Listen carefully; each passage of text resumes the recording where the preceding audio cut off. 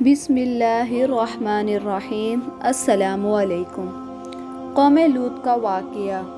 حضرت لوط علیہ السلام کے والد کا نام ہارون تھا، جو آزر کے بیٹے اور حضرت ابراہیم علیہ السلام کے سگے بھائی تھے، یعنی حضرت لوط علیہ السلام حضرت ابراہیم علیہ السلام کے بھتیجے تھے۔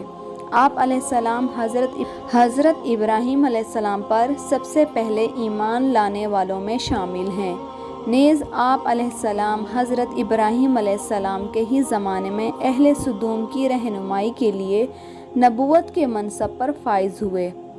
والد ہارون کے انتقال کے بعد حضرت لوط علیہ السلام اپنے چچا حضرت ابراہیم علیہ السلام کے ساتھ بابل میں مقیم رہے اور پھر ایک عرصے کے بعد سدوم نامی شہر میں آباد ہو گئے۔ سدوم کے آس پاس 5 نہایت خوبصورت شہر آباد تھے، جن میں سے ہر ایک آبادی 1,00,000 نفوس سے بھی زیادہ تھی۔ یہ علاقے نہایت سرسبز و شاداب اور قدرت کی فیاضی کا حسین شاہکار تھے۔ باغاتوں کی کثرت تھی، لہلہاتے کھیت یہاں کے باسیوں کی ضروریات سے کہیں زیادہ تھے، اور یہی وجہ تھی کہ قرب و جوار کے بستیوں کے باسی بھی اپنے معاش اور غذائی ضرورت پوری کرنے کے لیے ان بستیوں کا رخ کیا کرتے تھے۔ مگر یہ بات ان بستیوں کے لوگوں کو بالکل بھی پسند نہ تھی۔ ان کے خیال میں ان بستیوں میں پیدا ہونے والے پھل پھول، اناج، سبزیاں، ان سب پر صرف انہی کا ہی حق ہے۔ ان کی شدید خواہش تھی کہ دوسری بستیوں کے لوگ ان کے علاقوں میں نہ آئیں، لیکن یہ انہیں منع کرنے سے بھی ڈرتے تھے۔ جب کوئی قوم اللہ کی دی ہوئی نعمتوں کا شکر ادا کرنے کے بجائے غرور و تکبر اور عادت بد میں مبتلا ہو جائے تو ایسے لوگوں کے دل و دماغ پر شیطان قابض ہو جاتا ہے، اور پھر یہ ابلیس کے نقش قدم پر چڑھنے لگتے ہیں۔ ایک دن بستی کے لوگ باہر سے آنے والوں کو روکنے کے لیے طریقہ کار پر غور و فکر کر رہے تھے کہ ابلیس ایک بزرگ کی شکل میں ان کی محفل میں آیا اور کہا، اگر تم ان سے پیچھا چھڑانا چاہتے ہو تو میرے کہنے پر عمل کرو۔ اجنبی بزرگ کی یہ بات سب نے نہایت توجہ سے سنی اور طریقہ بتانے پر اصرار کیا۔ ابلیس نے کہا، میں کل بتاؤں گا۔ دوسرے دن وہ ایک خوبصورت نوعمر لڑکے کے بھیس میں آیا۔ ابلیس کے کہنے پر اس بدکاری کی شروعات انہی ملعون لوگوں نے کی۔ انہوں نے شیطان کی بات پر ایک ایسا گناہ ایجاد کیا جس کا اولاد آدم میں اس سے پہلے کسی کو خیال نہیں آیا تھا۔ یہی وہ وقت تھا جب اللہ تعالیٰ نے حضرت لوط علیہ السلام کو نبی بنا کر اس قوم کی اصلاح کے لیے بھیجا۔ حضرت لوط علیہ السلام نے ان کو توحید کی دعوت دی، بیہودہ حرکات سے منع فرمایا۔ قرآن پاک میں اللہ تعالیٰ فرماتا ہے، اور لوط کو یاد کرو جب انہوں نے اپنی قوم سے کہا، تم بے حیائی کے کام کیوں کرتے ہو؟ کیا تم عورتوں کو چھوڑ کر لذت حاصل کرنے کے لیے مردوں کی طرف مائل ہوتے ہو؟ حقیقتاً یہ تم احمق لوگ ہو۔ لوط علیہ السلام اپنی قوم کی عادت بد کی وجہ سے بڑے فکر مند رہتے اور دن رات انہیں نصیحتیں اور تبلیغ کرتے رہتے، لیکن قوم پر ان کا کوئی اثر نہ ہوا، بلکہ وہ مزید ڈھٹائی اور ہٹ دھرمی کے ساتھ فخریہ انداز میں یہ کام کرنے لگے۔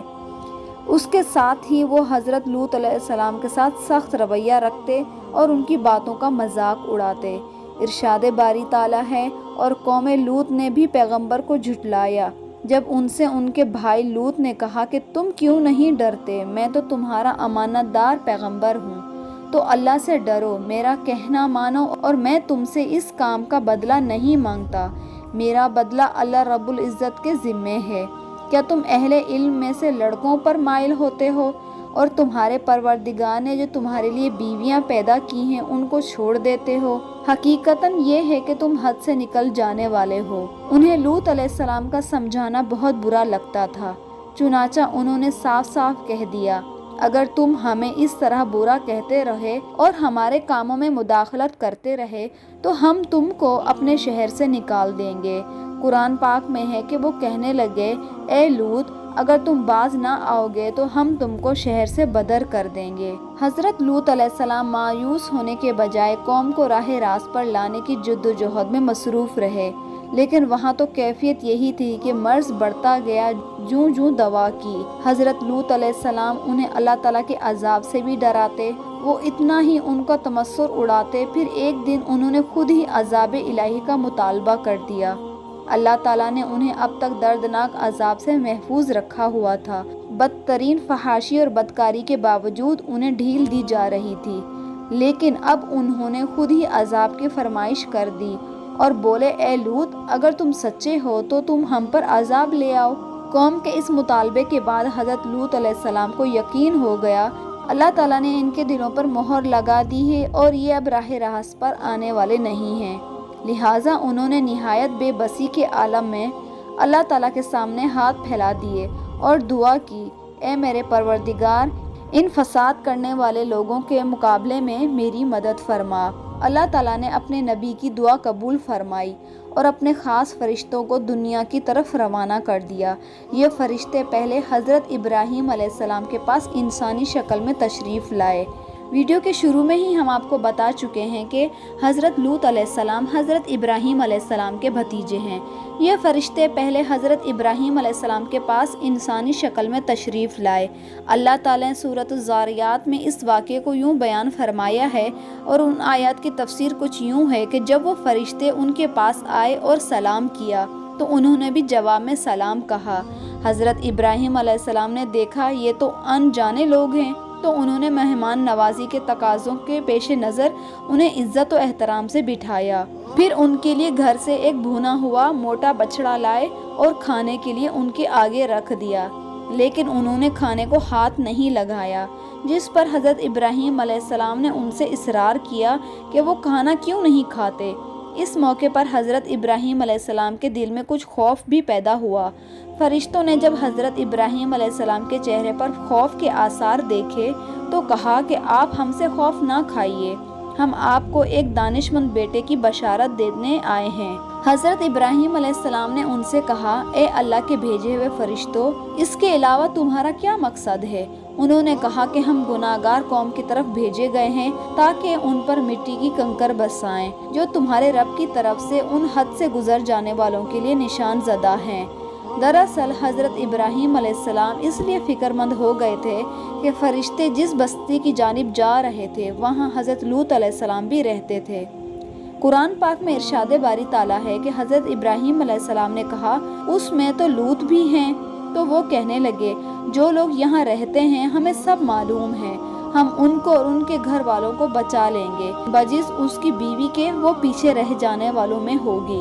حضرت ابراہیم علیہ السلام کا ڈر اور خوف ختم ہو چکا تھا، لیکن انہیں علم تھا کہ اللہ تعالیٰ کا عذاب قوموں کو نیست و نابود کر دے گا، اور حضرت ابراہیم علیہ السلام نہایت رحم دل اور رقیق القلب تھے۔ چنانچہ انہوں نے فرشتوں سے قوم لوط کے بارے میں پھر پوچھا، جیسے اللہ تعالیٰ نے یوں بیان فرمایا ہے، جب ابراہیم کا ڈر اور خوف جاتا رہا اور انہیں خوشخبری بھی مل گئی تو وہ قوم لوط کے بارے میں بات کرنے لگے۔ بے شک ابراہیم بردبار، نرم دل اور اللہ کی طرف رجوع کرنے والا تھا۔ اس پر فرشتوں نے فرمایا، اے ابراہیم، اس خیال کو چھوڑ دیجئے، آپ کے رب کا حکم ان تک پہنچا ہے، ان لوگوں پر کبھی نہ ٹلنے والا عذاب آنے والا ہے۔ حضرت سعدی فرماتے ہیں کہ فرشتے حضرت ابراہیم علیہ السلام سے ملاقات کے بعد حضرت لوط علیہ السلام کی بستی پہنچے اور دوپہر کے وقت وہاں داخل ہوئے۔